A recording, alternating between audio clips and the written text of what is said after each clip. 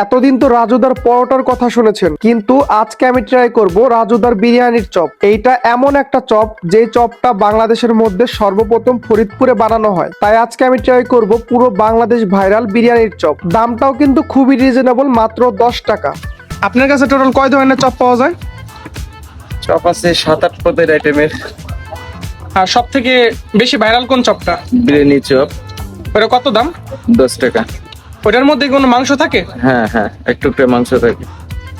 তাই আর দেরি না করে চলে গিয়েছিলাম রাজুদার পরোটা খাওয়ার জন্য। ও সরি, রাজুদার বিরিয়ানির চপ খাওয়ার জন্য। ফার্স্টে আমি ট্রাই করব বিরিয়ানির চপ, যেটা খাইতে আমার কাছে অন্যরকম একটা মজা লাগতেছিল। কারণ এই বিরিয়ানির চপ তো আমরা সচরাচর খাই না। এইটার মধ্যে এক পিস মাংস পেয়ে যাবেন, যার জন্য এই চপটা খাইতে ভালোই লাগবে।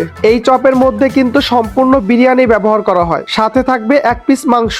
ইউনিক একটা জিনিস, চাইলে ট্রাই করতে পারেন, কারণ এইটা পুরো বাংলাদেশ ভাইরাল একটা চপ। ছেলেদের স্টাইলের জন্য কিন্তু ঘড়ি খুবই গুরুত্বপূর্ণ।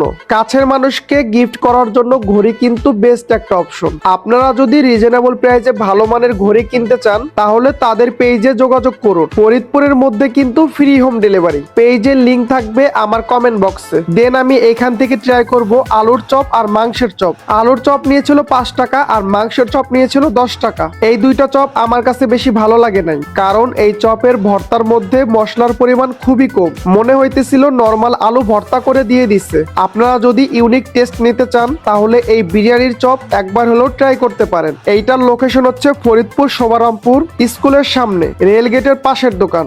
দোকানের নাম রাজুর বিরিয়ানির চপ।